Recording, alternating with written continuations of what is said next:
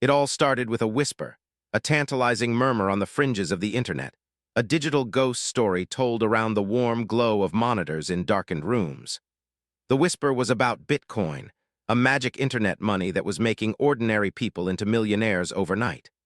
I was one of those ordinary people, a man shackled to a desk, drowning in a sea of spreadsheets and corporate jargon. My life was a monotonous loop of lukewarm coffee, meaningless meetings, and the slow, grinding erosion of my dreams. I wasn't unhappy, not in the dramatic, cinematic sense of the word. I was simply numb, and then I heard the whisper. At first, I dismissed it as a scam, a Ponzi scheme for the digital age. But the whisper grew louder, more insistent. I started reading, diving down the rabbit hole of forums and blogs, immersing myself in the arcane language of blockchains and cryptography. It was a new world, a vibrant, chaotic world teeming with anarchists, visionaries, and gamblers. And I, the man in the gray suit, wanted in. I started small, a few $100s here, 1,000 there. I watched the charts with a hawk's intensity, my heart pounding with every green candle, my stomach churning with every red one. The first time I sold for a profit, a modest 20%, I felt a jolt of adrenaline, a thrill I hadn't felt in years. It was better than any promotion, better than any attaboy from my boss. This was mine. I had done this. The early days were a blur of learning and experimentation. I devoured every trading book I could find, memorized chart patterns, and learned the intricate dance of technical indicators. I was a diligent student, and my diligence paid off. My small account began to grow, slowly at first, then with gathering momentum. I was good at this, I realized. I had a knack for seeing the patterns in the chaos, for feeling the pulse of the market. I wasn't just gambling, I was a trader. I was a predator in the digital jungle, and I was feasting. With success came confidence, a swagger in my step that had been absent for years. I started talking about my trades at the office, my voice filled with a casual nonchalance that belied the fierce intensity with which I watched the markets. My colleagues, at first dismissive, began to listen with a mixture of envy and awe. I was the Bitcoin guy, the one who was playing a different game, a bigger game. My life outside of work began to change too. I paid off my student loans, bought a new car, and took my girlfriend on a vacation to a place where the water was as blue as the sky. For the first time, I felt like I was in control of my destiny. But the market is a fickle beast, a siren that lures you onto the rocks with its sweet song of easy riches. And I, like so many before me, was deaf to the warnings. I started taking bigger risks, using leverage to amplify my gains. A 5% move in the market could now double my money in a single day. The thrill was intoxicating, a potent cocktail of greed and adrenaline. I felt like a god, a master of the universe, bending the markets to my will. I had forgotten the fear, the humility of the beginner. I had forgotten that the market giveth and the market taketh away. The backdrop to my meteoric rise was the escalating trade war between the U.S. and China. Donald Trump, the president at the time, was a wild card, a chaos agent whose tweets could send markets into a tailspin. I watched his every move, his every utterance, not with the concern of a citizen, but with the cold, calculating eye of a trader. I saw the volatility he created not as a threat, but as an opportunity. While others were running for the hills, I was running towards the fire, my pockets open, ready to scoop up the profits. I remember the day it all started to unravel. The market had been on a tear for weeks, a relentless bull run that seemed to have no end. I was on a winning streak of my own, my account balance swelling to a figure that I would have once considered a lifetime's savings. I felt invincible, untouchable. I was a king in my castle of charts and indicators, and then came the tweet. It was a typical Trumpian salvo, a blast of rhetorical fire aimed at China. But this one was different. This one had a number in it, a big, scary number, 100%. A 100% tariff on all Chinese goods. The market, which had been so serene, so predictable, suddenly went into a convulsion. The green candles turned to a bloodbath of red. In a matter of minutes, the price of Bitcoin plunged, a waterfall of selling that seemed to have no bottom. I watched the screen, my heart hammering against my ribs, a cold knot of dread tightening in my stomach. But I wasn't panicking. Not yet. I had my stop losses in place, my digital safety nets that would automatically sell my positions if the price dropped to a certain level. I had always been disciplined, always managed my risk. Or so I thought. But the market was moving too fast. the selling pressure too intense. My stop-losses, which had always been my faithful guardians, were triggered but not filled. The price gapped down, blowing past my orders as if they weren't even there. It was like trying to catch a falling knife with a sieve. I watched, helpless, as my account balance, the monument to my genius, the foundation of my new life, began to evaporate before my very eyes. The numbers on the screen, once a source of pride and exhilaration, were now a torrent of red, a river of pain carrying me towards the abyss. The whisper that had once been so tantalizing, so full of promise, had become a deafening roar of despair. The magic internet money had performed its final trick, and it was a vanishing act, with my life savings as the disappearing object. In the deafening silence of my home office, surrounded by the useless totems of my former success, I finally understood the brutal, unforgiving nature of the market. I was not a master of the universe. I was just another gambler who had stayed at the table for one hand too many. And now I was broke. The immediate aftermath was a hollow, echoing silence. The frantic, screaming red of the charts had subsided into a flat line, a digital tombstone marking the death of my fortune. I sat there, bathed in the cold, blue light of the monitors, my body numb, my mind a swirling vortex of disbelief and self-recrimination. The numbers on the screen no longer represented money. They were a monument to my folly, a stark, irrefutable testament to my hubris. Every digit was a ghost, a phantom of a future that had been stolen from me, or more accurately, a future that I had willingly, arrogantly thrown away. The silence was soon replaced by a rising tide of nausea. I stumbled to the bathroom, my legs weak and unsteady, and retched into the toilet, my body trying to expel the poison of my failure. But there was no physical relief, only the bitter taste of bile and regret. I splashed cold water on my face, staring at the stranger in the mirror. His eyes were wide with a terror I had never seen before, his face a pale, drawn mask of shock. Was this me? The confident, swaggering trader who had condescendingly explained the intricacies of the blockchain to his bewildered colleagues. The man who had believed he was a financial prodigy, a modern-day Midas. That man was gone, replaced by this hollowed-out shell, this trembling wreck of a human being. The next few hours were a blur of frantic, desperate actions. I tried to contact the exchange, my fingers fumbling on the keyboard as I typed out a series of increasingly incoherent emails. I was met with automated responses, a digital wall of indifference. I scoured the internet, searching for any news, any explanation for the catastrophic failure of my stop-losses.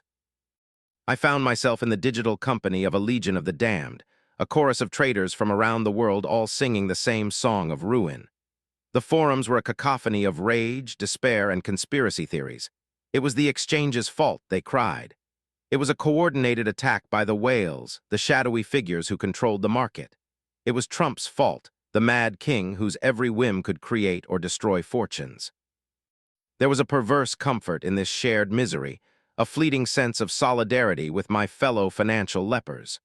But it was a cold comfort, a thin blanket against the freezing wind of my reality. Sleep was impossible. Every time I closed my eyes, I saw the charts, the relentless cascading red of the liquidation. I would jolt awake, my heart racing, my body slick with a cold sweat. The silence of the night was a torment, a vast, empty space that was quickly filled by the taunting voices of my own self-doubt. You were a fool. You were a gambler, a pathetic, greedy little man who thought he could outsmart the market. You deserve this. The voices were relentless, a Greek chorus of my own deepest insecurities, now amplified to a deafening roar. The next day, I called in sick to work. The thought of facing my colleagues, of having to pretend that everything was normal, was unbearable. How could I sit in a meeting and discuss quarterly earnings when my own personal economy had just collapsed? How could I listen to their mundane chatter about their weekends and their mortgages when my own future had just been vaporized? I spent the day pacing my apartment like a caged animal, my mind a battleground of what-ifs and if-onlys. If only I had been more cautious. If only I had taken some profits off the table. If only I had listened to that nagging voice of doubt in the back of my mind. But I hadn't. I had been drunk on my own success, blinded by the intoxicating allure of easy money. In the days that followed, I became a recluse, a ghost in my own life. I stopped answering my phone, ignoring the increasingly concerned calls from my girlfriend and my family. How could I explain to them what had happened? How could I admit the sheer, staggering scale of my failure? The shame was a physical weight, a crushing burden that made it difficult to breathe. I had not just lost my money, I had lost my identity. I was the Bitcoin guy, the financial whiz kid. Without that, who was I? Just another anonymous face in the crowd, another cog in the corporate machine. The thought was unbearable. My apathetic state was a fragile dam holding back a torrent of a far more dangerous emotion, anger. It was a slow-burning rage that simmered just beneath the surface, a venomous cocktail of self-loathing and resentment. I was angry at myself, for my greed, my arrogance, my stupidity.